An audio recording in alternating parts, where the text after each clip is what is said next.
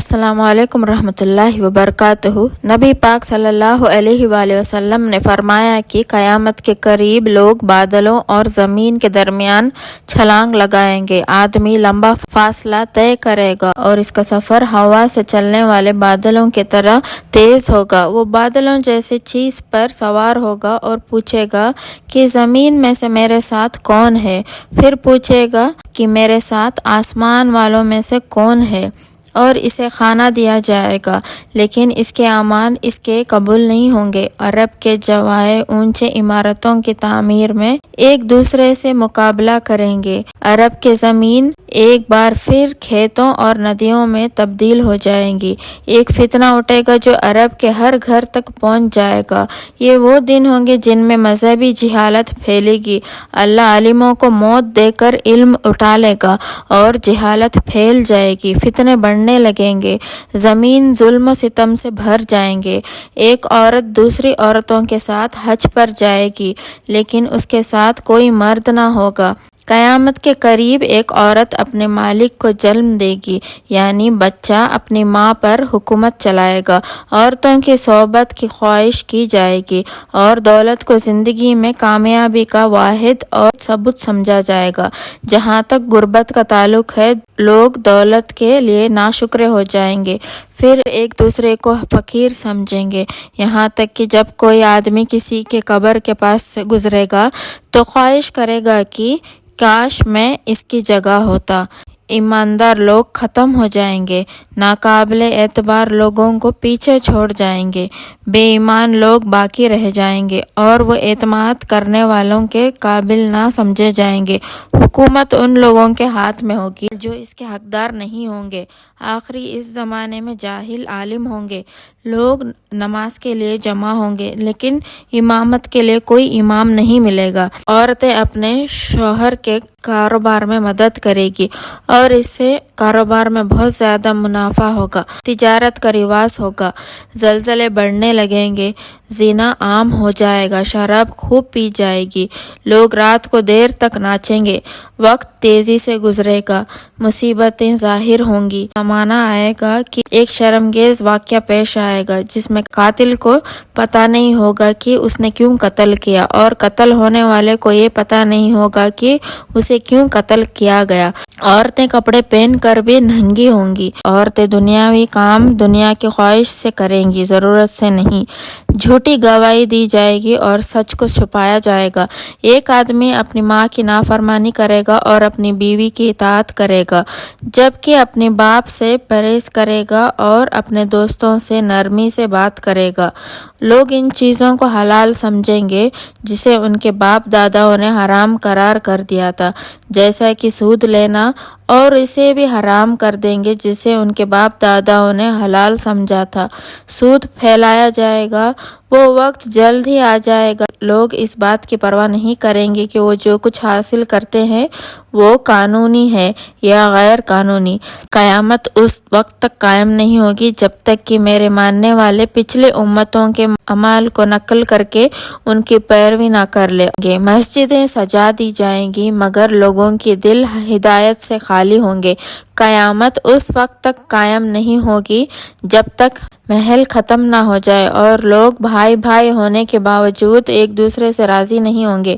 لوگ عورتوں کے پاس جانا چھوڑ دیں گے اور ہم بستری صرف مزے کے لیے ہوگی۔ ناجائز اولاد کی کثرت ہوگی اور آدمی بغیر کسی ڈر کے اپنی بیوی کے ساتھ گلی میں جمع کرے گا، یہاں تک کہ تقریباً 30 جھوٹے دجال ظاہر ہوں گے اور ان میں سے ہر ایک دعویٰ کرے گا کہ وہ اللہ کا رسول ہے۔ زمین سونا اور چاندی اگلے گی۔ جب قیامت قریب آئے گی تو مومن کا کوئی خواب جھوٹا ہوگا۔ تم میں سے جو کوئی سچا ہوگا اس کے خواب بھی اتنے سچے ہوں گے۔ قومیں جلد ہی تم پر حملہ کرنے کے لیے ایک دوسرے پر آئیں گی، جیسے لوگ اپنے دعوت پر بلاتے ہیں۔ لوگوں پر ایک ایسا زمانہ آئے گا کہ اسلام میں سوائے اس کے نام کے اور کچھ بھی باقی نہ رہے گا، اور وہ قرآن کی تلاوت کریں گے لیکن وہ ان کے حلق سے باہر نہیں جائے گا۔ وہ دین سے اس طرح گزر جائیں گے جیسے تیر اپنے نشانے کو چیرتا ہے اور وہ دین میں ایک ساتھ نہیں رہیں گے۔ یہ تو وہ نشانیاں تھی جو پوری ہو چکی ہے یا ہو رہی ہے، لیکن نبی صلی اللہ علیہ وآلہ وسلم نے قیامت کی کچھ ایسی نشانیاں بھی بتائی تھی جو کہ بہت جلد پوری ہوتی نظر آ رہی ہے۔ جیسے کہ نبی پاک صلی اللہ علیہ وآلہ وسلم نے فرمایا تھا، قیامت کے نزدیک مال کی فراوانی ہو جائے گی، کوئی انسان بھی زکوٰۃ قبول نہیں کرے گا، اور جب کوئی انسان اسے کسی کے سامنے پیش کرے گا وہ انسان کہے گا مجھے اس کی کوئی ضرورت نہیں ہے۔ ورلڈ اکنامک فورم کے مطابق 2050 تک دنیا میں ایکسٹریم پاورٹی 2% تک گر جائے گی، اور جس طرح سے دنیا کی اکنامی گرو کر رہی ہے ایسا ہونا بالکل پاسبل ہے۔ نبی پاک صلی اللہ علیہ وآلہ وسلم نے فرمایا تھا کہ قیامت تب تک نہیں آئے گی جب تک جنگلی جانور انسانوں سے بات کرنا شروع کر دیں گے، لیکن یہ آخر کیسے ہوگا؟ آرٹیفیشل انٹیلیجنٹ کی مدد سے جانوروں کی آواز کو ڈیکوڈ کیا جا سکتا ہے۔ سائنٹسٹ نے آرٹیفیشل انٹیلیجنٹ کا یوز کر کے جانوروں کی لینگویج کو ڈیکوڈ کیا ہے۔ یہ آرٹیفیشل انٹیلیجنس جانوروں کو انسانوں سے باتیں کروا سکتا ہے۔ اسی کے مدد سے انسان فیوچر میں جانوروں سے باتیں کریں گے۔ نبی پاک صلی اللہ علیہ وآلہ وسلم نے فرمایا تھا، دریائے فرات سونے کی خزانے کو ظاہر کرے گا اور بہت سے لوگ اس پر لڑتے ہوئے مر جائیں گے۔ ہر ایک اس امید میں رہے گا کہ وہ خزانہ حاصل کرے گا۔ دریائے فرات، جیسے یوکریٹس ریور کہا جاتا ہے، یہ ایسٹرن ترکی سے سیریا اور عراق میں فلو کرتا ہے۔ اس دریا کا ذکر بائبل میں بھی موجود ہے، اور آپ جان کر حیران ہو جاؤ گے کہ پچھلے کچھ سالوں سے دریا فرات سوکھ رہا ہے۔ 2021 کو عراقی منسٹر آف واٹر ریسورسز نے کہا کہ کلائمیٹ چینج کی وجہ سے دریائے فرات 2040 تک پوری طرح سے سوکھ جائے گا اور یہیں سے سونا نکلنا شروع ہوگا۔ حال ہی میں ایک ویڈیو انٹرنیٹ پہ اپلوڈ کی گئی تھی جس میں کچھ گولڈ مائنرز یوکریٹ ریور سے سونا جمع کر رہے تھے۔ نبی پاک صلی اللہ علیہ وآلہ وسلم نے فرمایا تھا کہ قیامت کے نزدیک اور عورتوں کی تعداد بڑھ جائے گی اور مردوں کی تعداد اتنی کم ہو جائے گی کہ 50 عورتیں ایک مرد کے حوالے ہوگی۔ اب تک مردوں اور عورتوں کی آبادی تقریباً برابر ہے، لیکن یونائٹڈ نیشن کے رپورٹ کے مطابق 2050 تک عورتوں کی آبادی مردوں کی آبادی سے بہت زیادہ بڑھ جائے گی۔ ابھی کے ڈاٹا کے مطابق ہر سال عورتوں کے مقابلے میں مردوں کی آبادی کم ہوتی جا رہی ہے، لیکن ابھی ایک بڑی جنگ ہونا باقی ہے۔ جیسا کہ نبی کریم صلی اللہ علیہ وآلہ وسلم نے فرمایا تھا کہ قیامت اس وقت تک قائم نہیں ہوگی جب تک دو بڑے گروہ آپس میں نہ لڑیں اور دونوں طرف سے بہت زیادہ ہلاکتیں ہوں گی اور وہ ایک ہی مذہبی عقیدے پر چل رہے ہوں گے، اور اسی طرح جنگوں کے بعد مردوں کی تعداد کم پڑ جائے گی۔ نبی پاک صلی اللہ علیہ وآلہ وسلم نے فرمایا تھا، قیامت کے قریب کھلے عام زنا کرنا قانونی ہو جائے گا۔ آج 65 کنٹریز میں پراسٹیٹیوشن لیگل ہو گئی ہے۔ آج تک دنیا کی ہسٹری میں ایسا کوئی انسان نہیں گزرا جو اپنے دور سے کئی سال بعد کے حالات کو اتنے ڈیٹیلز کے ساتھ بتا سکے۔ ایسا کرنا کسی بھی انسان کے لیے امپاسبل ہے، لیکن نبی پاک صلی اللہ علیہ وآلہ وسلم نے ایسا کر کے دکھایا ہے، اور یہی ان کی سچے ہونے کی دلیل ہے۔ امام مہدی کے اس دنیا میں آنے سے پہلے یہ دنیا ظلم سے بھر جائے گی اور ہر جگہ فتنے ہی فتنے ہوں گے۔ نبی پاک صلی اللہ علیہ وآلہ وسلم نے فرمایا کہ امام مہدی کے ظہور کے بعد زمین سرسبز ہو جائے گی، جس سے پتہ چلتا ہے کہ امام مہدی کے ظہور سے پہلے زمین بنجر ہو جائے گی اور دنیا میں فوڈ کی شارٹیج ہوگی، جو آپ خود بھی دیکھ سکتے ہو کہ کس طرح کلائمیٹ چینج ہونے کی وجہ سے ہر سال ایگریکلچر کو ڈیمیج کر رہا ہے۔ امام علی علیہ السلام نے فرمایا، امام مہدی کے ظہور سے پہلے ایک فتنہ پھیلے گا جس میں لوگ ایسے تپائے جائیں گے جیسے گٹی میں سونا تپایا جاتا ہے۔ پھر لوگ کافروں کے ساتھ جنگ کریں گے لیکن یہ جنگ ہار جائیں گے۔ اس کے بعد نبی پاک صلی اللہ علیہ وآلہ وسلم کے اہل بیت کے ایک انسان ظاہر ہوگا اور مسلمانوں کو اکٹھا کرے گا۔ اللہ ان پر اپنی نعمتیں نازل کرے گا۔ نبی پاک صلی اللہ علیہ وآلہ وسلم نے فرمایا کہ ایک بادشاہ کی موت ہوگی تو ایک آدمی مدینہ سے مکہ میں موجود بیت اللہ میں آئے گا، پھر مکہ کے لوگ اسے باہر نکال کر حجر اسود اور مقام ابراہیم کے درمیان اس کی بیعت کریں گے اور اہل شام کے لوگ بھی آ کر اس کی بیعت کریں گے، جبکہ وہ اس بیعت کے بالکل پسند نہیں کرے گا۔ پھر قریش سے ایک آدمی نکلے گا اور وہ ایک لشکر لے کر اہل شام سے امام مہدی کو قتل کرنے آئے گا، لیکن اللہ اس لشکر کو مکہ اور مدینہ کے درمیان دھسا دے گا۔ جب یہ لوگ دیکھیں گے تو شام سے اللہ کے ولی اور عراق کے بہترین لوگ اس کے پاس آئیں گے اور اس کی بیعت کریں گے۔ امام علی علیہ السلام نے فرمایا، وہ مہدی اس وقت نظروں سے چھپ جائے گا اور غریب اور مسافروں میں سے ہوگا۔ جب اسلام غربت کے عالم میں اس اونٹ کی طرح ہوگا جو تھکاوٹ سے اپنی گردن ڈالے ہوئے ہوتا ہے، تو اس وقت زمین اس کے سامنے اپنے خزانے انڈیل دے گی اور اس کے سامنے اپنی چابیاں ڈال دے گی۔ پھر وہ تمہیں دکھائے گا کہ انصاف کیسے کیا جاتا ہے۔ امام مہدی کا ساتھ دینے کے لیے کالے جھنڈے لہراتے ہوئے ایک فوج چلے گی جو امام مہدی کی فوج کے ساتھ جا ملے گی۔ آج کے دور میں Iran, Afghanistan, Tajikistan, Turkmenistan, Uzbekistan اور پاکستان، ان سارے ملکوں کا کچھ حصہ شامل ہے۔ اس خراسان کے علاقے میں جتنے بھی ملکوں کے شہر آتے ہیں، ان سب میں ایک چیز کامن ہے، یہ سارے شہر کچھ خاص ڈیولپ نہیں ہیں۔ خراسان کا زیادہ تر علاقہ پہاڑی اور ریتلا علاقہ ہے۔ یہ علاقہ دنیا کے عیاشی سے الگ ہے تاکہ یہاں کے رہنے والے لوگوں کے دلوں میں دنیا کی محبت نہ ہو۔ جو لوگ مرنے سے ڈرتے ہوں وہ کیا جنگ لڑیں گے۔ اور دوسری کامن چیز اس علاقے میں یہ ہے کہ اس علاقے میں زیادہ تر آبادی پٹھانوں کی ہے، جو کہ اس وقت دنیا کی سب سے بہادر قوم ہے۔ لیکن اس خراسان علاقے سے کالے جھنڈے لے کر فوجیں چلیں گی۔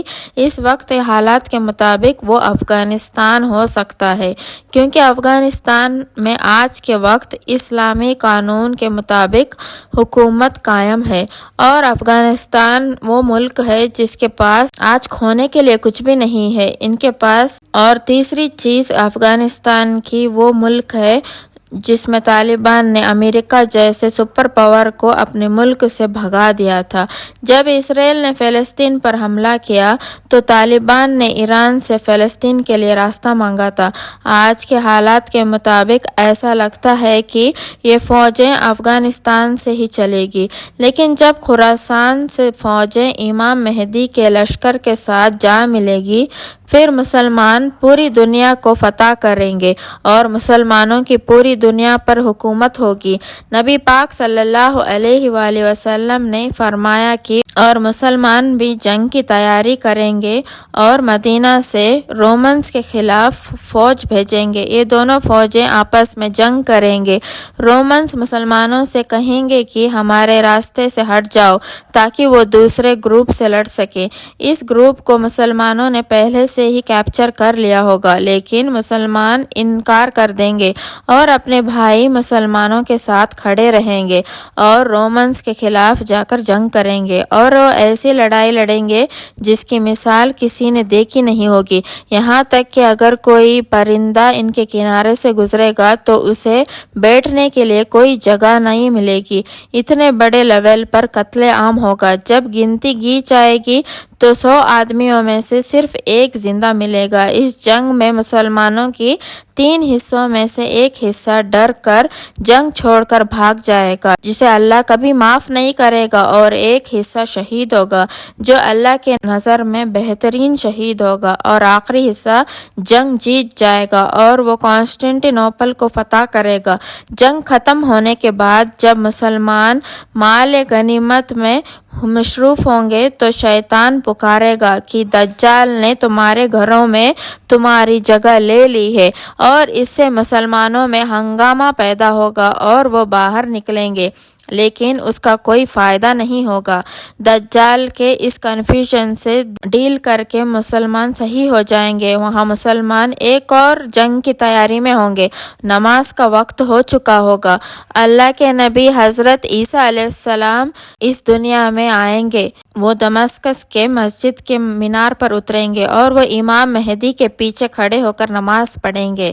پھر یہاں سے مسلمانوں کی لیڈرشپ حضرت عیسیٰ علیہ السلام کے ہاتھ میں ہوگی۔ حضرت عیسیٰ علیہ السلام فرمائیں گے دروازہ کھول دو۔ جب دروازہ کھولا جائے گا تو سامنے دجال کھڑا ہوگا۔ نبی صلی اللہ علیہ وآلہ وسلم نے فرمایا، ہر نبی نے اپنی امت کو دجال سے ڈرایا ہے۔ اس دجال کی ایک آنکھ کانی ہوگی، اس کے بال گھنگرالے ہوں گے، اس کے ماتھے پر کافر لکھا ہوگا۔ جو پڑھا لکھا اور ان پڑھ لوگ پڑھ سکیں گے۔ اس کے ایک ہاتھ میں جنت ہوگی اور دوسرے ہاتھ میں دوزخ ہوگی۔ اس کی دوزخ حقیقت میں جنت ہوگی اور جنت حقیقت میں دوزخ ہوگی۔ دجال اس دنیا میں پیدا نہیں ہوگا بلکہ وہ پہلے ہی اس دنیا میں موجود ہے۔ ایک دن نبی پاک صلی اللہ علیہ وآلہ وسلم نے نماز کے بعد صحابہ کو ایک واقعہ سنانے کے لیے جمع کیا۔ نبی پاک صلی اللہ علیہ وآلہ وسلم نے فرمایا، ان کے پاس ایک تمیم دار نام کا ایک انسان آیا اور اس نے نبی پاک صلی اللہ علیہ وآلہ وسلم کو بتایا کہ ایک دن وہ اپنے جہاز پر سفر کر رہا تھا تو راستہ بھولنے کی وجہ سے اس کا جہاز ایک جزیرے پر جا کر رک گیا، اور انہوں نے اس جزیرے پر زنجیروں میں جکڑا ہوا ایک انسان دیکھا۔ اس انسان نے ان سے کچھ سوال پوچھے۔ پہلا سوال، بیسن کے کھجور کے درخت پھل دیتے ہیں یا نہیں؟ تمیم داری اور اس کے ساتھیوں نے جواب دیا اور کہا کہ کھجور کے درخت واقع پھل دیتے ہیں۔ دوسرا سوال، کیا تبریہ کی جھیل میں پانی ہے؟ تمیم داری اور اس کے ساتھیوں نے کہا جھیل میں پانی بہت زیادہ ہے۔ تو تیسرا سوال کہ اس نبیوں کے بارے میں کچھ بتاؤ۔ تمیم داری اور اس کے ساتھیوں نے جواب دیا انہوں نے مکہ سے مدینہ کی طرف ہجرت کر لی ہے اور بہت سے عربیوں نے ان کا اسلام قبول کر لیا ہے۔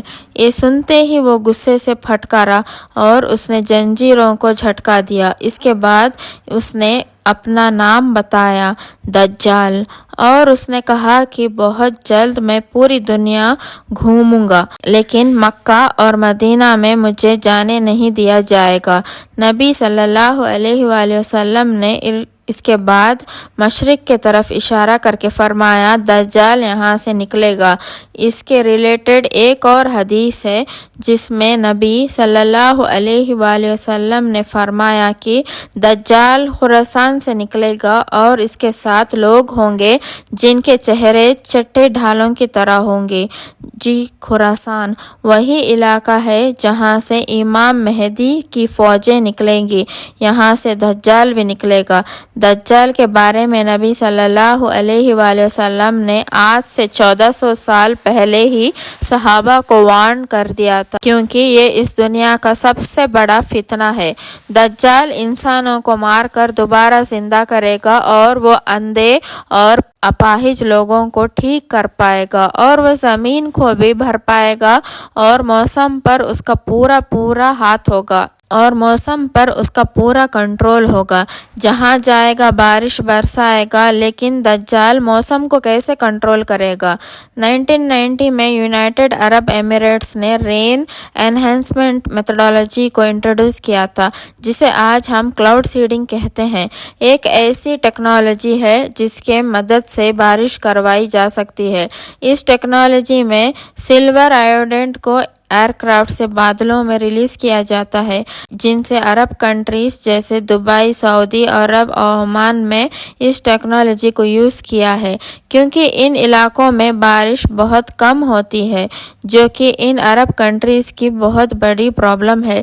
اسی وجہ سے عرب کنٹریز اس ٹیکنالوجی کے پیچھے پڑی ہوئی ہے، اور دجال بھی اسی ٹیکنالوجی کا یوز کر کے ویدر پر کنٹرول کر پائے گا۔ دجال ان پاورز کا یوز کر کے لوگوں کو مجبور کرے گا کہ اسے خدا مانا جائے۔ ایسے ہی حضرت عیسیٰ علیہ السلام دجال کو دیکھیں گے، اسے کہیں گے کہ میں نے تجھے ان سے دور رکھا ہے، اور پھر حضرت عیسیٰ علیہ السلام دجال کو مقام رد پر پکڑیں گے اور اسے وہاں نیزہ مار کر قتل کر دیں گے۔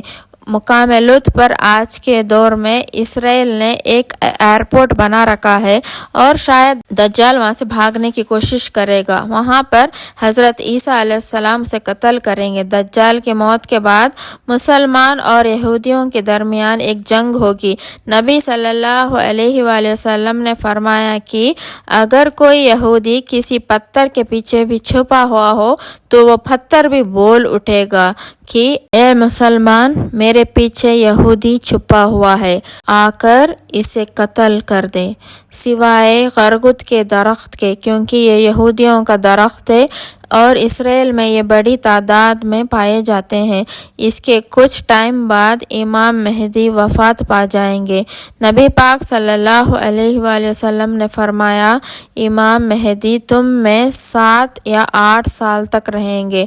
اسی پر امام باقر علیہ السلام نے فرمایا، جب امام مہدی کا ظہور ہوگا تو اللہ اس یونیورس کی روٹیشن کو سلو کر دے گا، جس سے وقت سلو گزرے گا، اور اس طرح امام مہدی صرف 7 سالوں میں دنیا فتح کر لیں گے۔ پھر حضرت عیسیٰ علیہ السلام قرآن کے قانون اور ایک عادل حکمران کی حیثیت سے لوگوں میں انصاف کے ساتھ فیصلہ کریں گے، کراس کو توڑ دیں گے اور خنجروں کو مار ڈالیں گے اور جزی کو ختم کر دیں گے۔ پھر انٹری ہوگی یاجوج اور ماجوج کی۔ دجال کے قتل کے بعد لوگ امن کے ساتھ زندگی گزاریں گے۔ اسی دوران اللہ حضرت عیسیٰ علیہ السلام کو حکم دے گا کہ تمام مومنوں کو کوہ طور پر لے جائیں، وہی جگہ جہاں حضرت موسیٰ علیہ السلام اللہ سے بات کیا کرتے تھے۔ تو حضرت عیسیٰ علیہ السلام تمام مسلمانوں کو ماؤنٹ سینا کے قلعے میں لے جائیں گے اور وہیں رہیں گے۔ پھر یاجوج ماجوج کو چھوڑ دیا جائے گا۔ یاجوج ماجوج اتنی بڑی تعداد میں ظاہر ہوں گے، جب ان کا پہلا گروہ دریائے تبر کے کنارے سے گزرے گا تو اس کا پانی پی کر اسے خشک کر دے گا، اور جب دوسرا گروہ وہاں پہنچے گا تو سوچے گا کہ وہاں کبھی پانی تھا ہی نہیں۔ وہ چونٹیوں اور چڑیوں کی طرح چاروں طرف پھیل جائیں گے اور زمین پر تباہی مچائیں گے۔ زمین پر ہنگامہ اور قتل و غارت کرنے کے بعد وہ کہیں گے، ہم اس زمین کی تمام مخلوقوں کو قتل کر دیا ہے، اب ہم آسمان والوں کو مار ڈالیں گے۔ پھر وہ آسمان کی طرف تیر چلائیں گے۔ قدرت کے طریقے عجیب ہیں، ان کے تیر خون آلود ہو کے واپس آئیں گے۔ ایک طرف وہ اپنے شیطانی کاموں میں مصروف ہوں گے اور دوسری طرف حضرت عیسیٰ علیہ السلام اپنے ساتھیوں کے ساتھ ماؤنٹ سینا کے قلعے میں ٹھہرے ہوئے ہوں گے، جہاں انہیں اس قدر شدید بھوک کا سامنا کرنا پڑے گا کہ ایک انسان کے سرغائے کی قیمت 100 سونے کے سکوں سے کہیں زیادہ ہوگی۔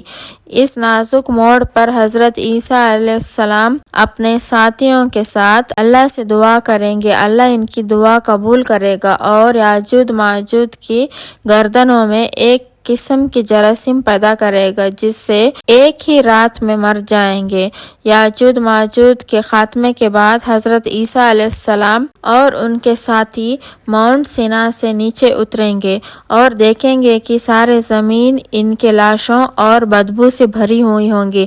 وہ پھر اپنے ساتھیوں کے ساتھ اللہ سے دعا کریں گے، اللہ ایک تیز ہوا بھیجے گا اور ایک قسم کے پرندے آئیں گے اور لاشوں کو اس جگہ لے جائیں گے جہاں اللہ انہیں لے جانے کا حکم دے گا۔ ان کی تیر اور کمان اتنے تعداد میں ہوں گے کہ مسلمان ان کو 7 سال تک آگ کی لکڑیوں کی طرح یوز کریں گے۔ اس کے بعد بارش ہوگی جو زمین کو برابر کر دے گی۔ اب اللہ زمین کو پھل پیدا کرنے کا اور آسمان کو اپنے نعمتیں برسانے کا حکم دے گا۔ اللہ کی اتنی رحمت ہوگی کہ ایک انار کو لوگوں کا ایک گروہ اچھے سے کھا سکے گا، اور گائے کا دودھ ایک قبیلے کے لیے کافی ہوگا، اور بکری کا دودھ ایک خاندان کے لیے کافی ہوگا۔ حضرت عیسیٰ علیہ السلام 40 سال تک مسلمانوں کے امامت کریں گے اور دنیا میں انصاف سے حکومت کریں گے۔ ان 40 سالوں میں دجال کے قتل کے 7 سال شامل ہے۔ حضرت عیسیٰ علیہ السلام شادی کریں گے اور ان کے بچے بھی ہوں گے۔ نبی صلی اللہ علیہ وآلہ وسلم کے قبر مبارک پر سلام کریں گے اور نبی صلی اللہ علیہ وآلہ وسلم اس کا جواب بھی دیں گے۔ وہ عمرہ یا حج کرنے کے لیے مدینہ کے قریب روحا نام کے ایک جگہ کے راستے مکہ جائیں گے۔ ان تمام واقعات کے ہونے کے بعد وہ وفات پا جائیں گے۔ حضرت عیسیٰ علیہ السلام کے وفات کے بعد یمن کا رہنے والا قبیلہ قیطان سے زحجہ نام کا انسان خلیفہ بنے گا۔ اس کے بعد کچھ اور بادشاہ ہوں گے جن کے دور میں کفر پھیلے گا۔ اس دوران ایک گھر مغرب میں اور دوسرا مشرق میں زمین میں دھس جائے گا جہاں تقدیر کے منکر رہتے ہوں گے۔ پھر ایک عجیب قسم کا دھواں آسمان سے نیچے زمین تک پوری دنیا کو سیاہ کرتا ہوا نظر آئے گا۔ یہ 40 دن تک جاری رہے گا اور مومنوں کو ٹھنڈا کرے گا اور کافروں کو اور منافقوں کو بے ہوش کرے گا۔ کچھ 1 دن بعد ہوش میں آ جائیں گے، کچھ 2 دن بعد، کچھ 3 دن بعد، اور پھر سورج کے مہینے میں ایک رات قربانی کے دن بعد آئے گی جو اتنی لمبی ہوگی کہ بچے رونے اور روحا کرنے لگیں گے۔ مسافر تھک جائیں گے اور مویشی چرنے کے لیے بہت بے چین ہوں گے۔ لوگ روئیں گے اور معافی مانگیں گے۔ آخر کار سورج تقریباً 3 یا 4 راتوں کے بعد مغرب سے طلوع ہوگا، جیسے چاند گرہن اور بے چینی کے حالات میں ہلکی سی روشنی ڈالتا ہے۔ یہ آسمان کے درمیان تک جائے گا اور پھر واپس مغرب میں غروب ہو جائے گا۔ اس کے بعد سورج ہر روز مشرق میں طلوع ہوگا۔ قیامت کی اس نشانی کے ظاہر ہونے کے ساتھ ہی توبہ کے دروازے سب پر بند ہو جائیں گے۔ کافروں کا کفر کو چھوڑنا اور گنہگاروں کی گناہوں کی توبہ قبول نہیں کی جائے گی اور اسلام قبول کرنا بھی قبول نہیں ہوگا۔ مسلمان ابھی تک سورج کے مغرب سے نکلنے کے صدمے میں ہی ہوں گے، اور اس کے بعد ایک عجیب جانور مکہ کے قریب ایک صفا نامی پہاڑی سے نکلے گا اور دنیا کے تمام شہروں اور حصوں میں اتنی تیزی سے جائے گا کہ کوئی بھاگنے کی کوشش کرے گا تو اس سے بچ نہیں سکے گا۔ یہ بول بھی سکے گا اور اس کے ایک ہاتھ میں حضرت موسیٰ علیہ السلام کا عصا اور دوسرے ہاتھ میں حضرت سلیمان علیہ السلام کی انگوٹھی ہوگی۔ یہ حضرت موسیٰ علیہ السلام کا عصا کے ساتھ ہر مومن کی پیشانی پر ایک ہلکی سی لکیر کھینچے گا جس سے مومن کا کالا چہرہ بھی چمک اٹھے گا، اور یہ انگوٹھی سے ہر کافر کی پیشانی پر مہر لگا دے گا جس سے اس کا چہرہ گندا ہو جائے گا۔